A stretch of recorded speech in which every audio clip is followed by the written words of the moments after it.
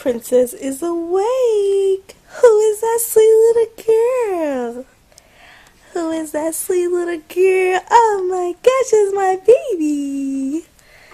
Yeah.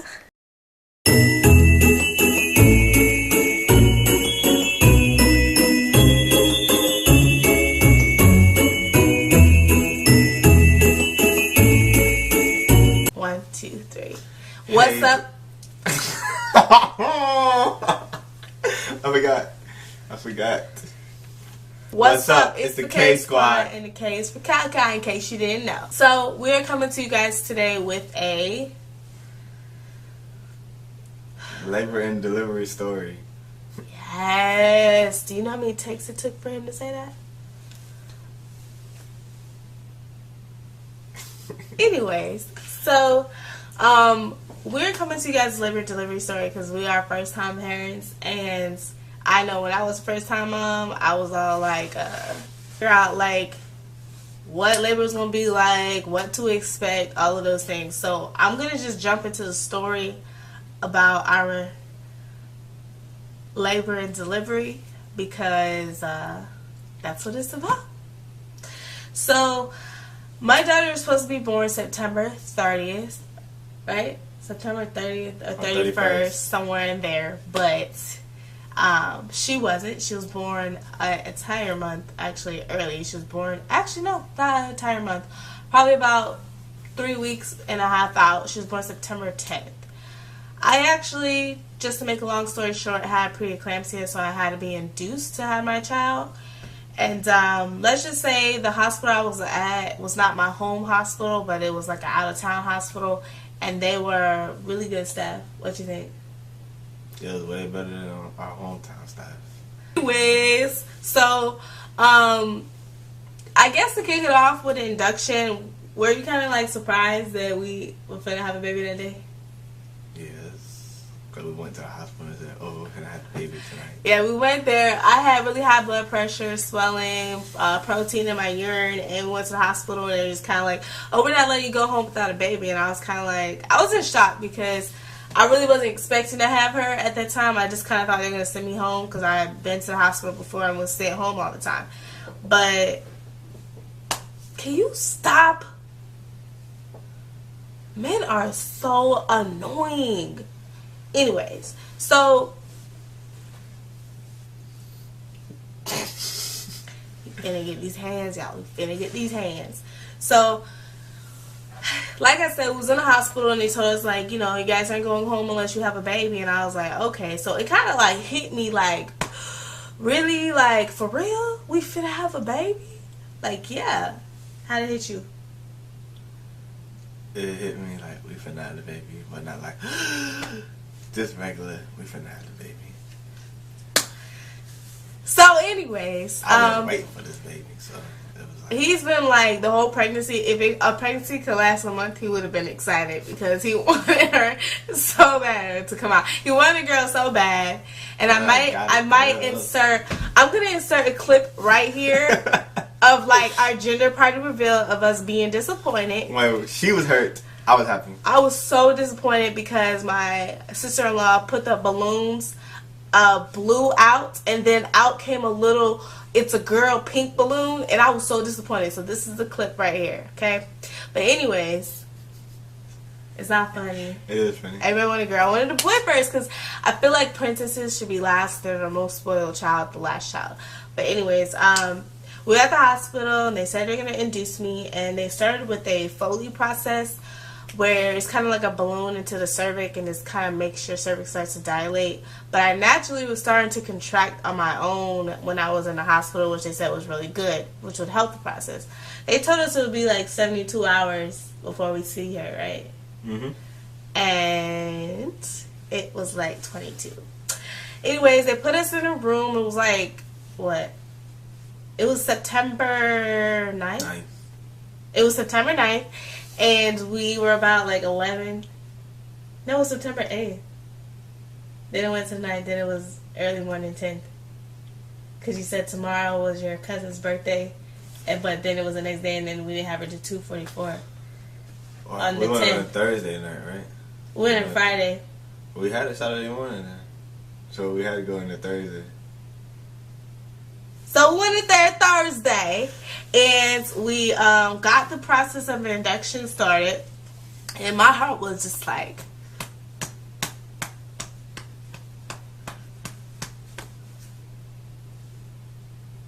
because I was nervous. I was real deal nervous. But y'all, I was playing that thing out so cool. I was like, okay. But when they put that, yes, I did. When they put that IV in my hand, though, She was boo-hoo crying. it hurt, y'all. Okay. Tell me if you like this, but I cannot stand pain. I don't like needles. I don't like nothing sharp being injected into me. Like, why? Why can't we just do things without it hurting? Like, can't they invent stuff like a needle that don't hurt? Like, you just don't feel it? Why can't they do that? Because needles don't even That's hurt really that a good idea. Like, Needles a don't even needle hurt that that bad. doesn't... A needle hurts that bad, but like a needle that don't hurt when you put it in. We finna be rich off of that idea, y'all. Anyways, so they got the process started with the Foley, which hurt. When I say hurt, it was H-U-R-T. Okay, hurt, y'all. It was hurt. It was hurting, for real. It hurt so bad, and because she was trying to put it in, but I guess she wasn't so great at that, and she was just putting it in. They had to get a forceps. Anybody know what forceps is? It's a long metal-looking thing that you know what I'm talking about. It your stuff so they can do what they gotta do. But she finally got it in. I was settled. I had like 6 bags of IV fluids going in me. I had magnesium, potassium, or whatever that stuff is to get like your contractions going. What is it? I can't remember. Look, I know it, but I have brain fart. I thought it was not potassium. oxy something. No, it starts with a P. Potassium, I think. It's not potassium. I promise you. It started with a P, I promise you. Maybe it was prolactin. I don't know. But it was. I thought it was oxytocin. Nah, he don't know what he's talking about. I know there ain't no potassium. I know that. It started with a P. I know that. And y'all should know what that is. But it started with a P, and I have such a brain fart. And I knew this word like so well because I watched so many videos. But they had that. Then they had stuff to fight off the magnesium to help make me feel a little bit better. They had so much stuff, but that magnesium burnt my whole arm, made me feel all types of stuff and types of ways. You don't want it. Okay, so I had that. Probably about 6 hours in, I was like, call the anesthesiologist because I'm trying to get some medication up in here because them contractions was not. And I mean, I was like, oh, I'm not gonna get an epidural until the Foley falls out the little balloon, because then I know I'll be like 4 or 5 centimeters. And then they always say to get an epidural when you're getting close to the end, that way it doesn't wear off or whatever. She got that thing ASAP, as soon as possible. I showed it, y'all. I got that epidural quick, okay? You didn't eat. As soon as I said epidural, that thing was in me, cause I was shaking. I was shaking like this for that epidural, cause I knew that needle was gonna be big. But everybody got out the room. They let my mom stay. He put some stuff on there, put a little sting. He put like this needle first in there that like supposed to numb that area. And it felt like 50 bees stung me. No, not really. It felt like 1 bee stung me. I'm just dramatic. But that went, and then he put the needle in, like the big needle, which I still kind of felt that. Like you can feel, like it's a really long needle. Like you can feel it going all the way in, and the pressure of the catheter and stuff. But other than that, I was feeling good turkey and ham, y'all.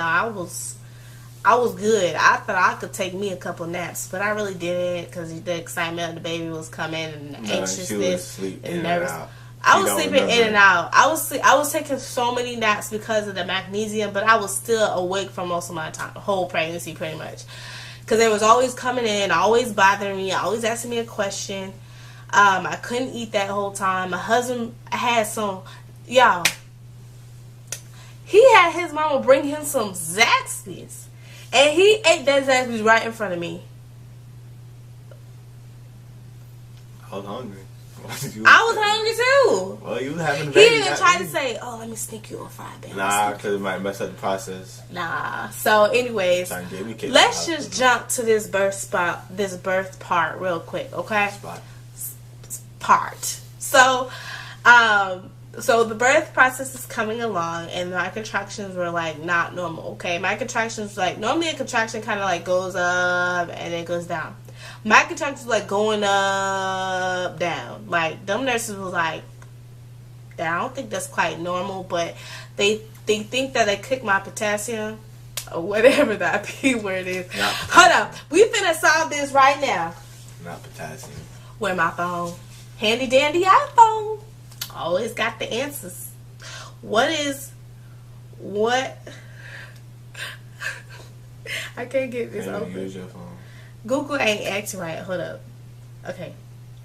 It's not the phone with you. What is it called to kick off contractions?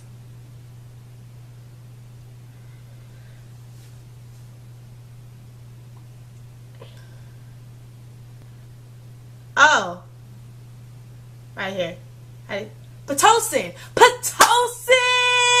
That's what it's called. Pitocin. I told you I started with B talking about oxycodone. What is? I didn't say no oxycodone. I said oxytocin or something. So I was closer. No, he wasn't. Pitocin. Pitocin. Closer than Pitocin is what it was called. But better. anyways, my Pitocin was kicked up high, and I was naturally contracting on my own, so they think it was making my contractions like extra strong. So anyways, I'm gonna cut the chase. They had the Foley out. My epidural wore off. Okay, y'all. Like it went away. It did not work. They was trying all different stuff to help me. I was so frustrated because I felt every single pain. And like I said, I don't like pain. So I was straight up like, no, this ain't right. Y'all need to come on, fix this. It just gave up. It gave up. It's just, my epidural like, listen, boo, your hours is 22 hours, label. I don't think I can hang in with your body that long. Me and your body ain't getting along, bro. I'm like, I'm finna go. And I was like, no, epidural, come back. Come back, epidural. He's like, nah, bro, I gotta go. That's what he said. So I was like, why you had to leave me like that? Like in the midst of my traumatizing event, you left. So anyways, that wore off. They were trying to help, but they just couldn't help. So I felt everything. It was like my active labor, I felt the whole labor. And the doctor came in here, I broke my water. I was about 4 or 5 centimeters. He broke my water. And after that, it went downhill from there.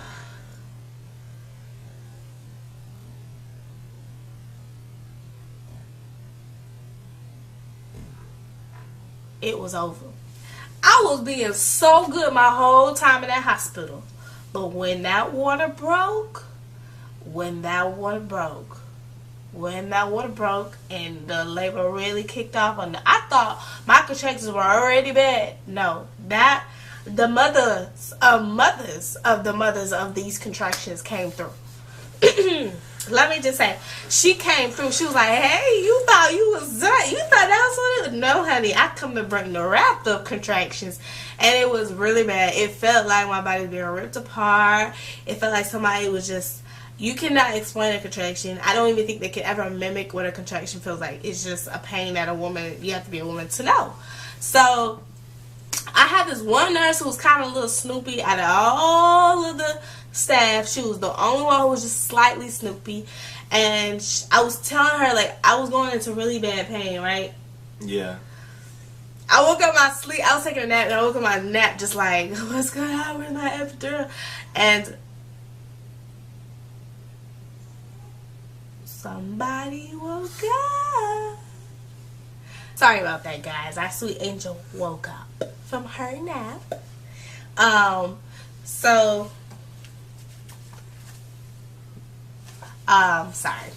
So what happened after that, I had a snoopy nurse who was kind of like evil slightly, and I was like in a lot of pain. I was yelling. I was like, listen, y'all just don't touch me, don't look at me. I wanted to concentrate on just getting that baby out of me, because not that baby, this one in my hands, out of me.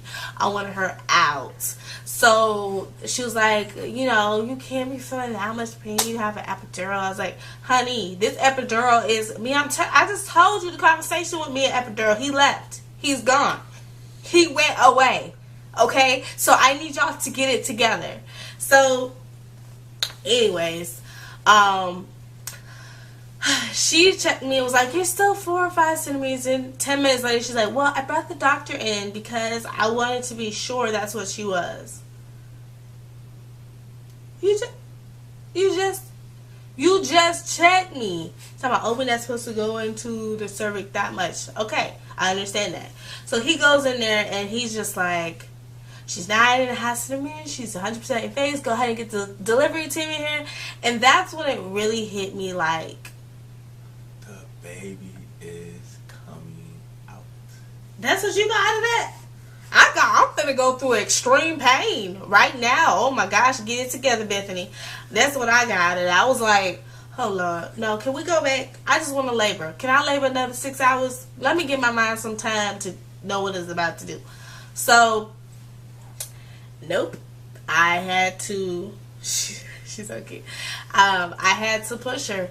And I felt her coming through, like my body like breaking open. And I felt her coming. I was like, I gotta push. And they were like, don't push. And, you know, it's easier said than done to tell somebody not to push when their body naturally knows that it needs to push. But whatever. So I was trying so hard. Like, you ever had to pee so bad and you like try to hold your pee and hold your pee and hold your pee, but then some stuff just start tickling that, just bloop, bloop, bloop. You ever did that, babe? No. Yes, he does it all the time.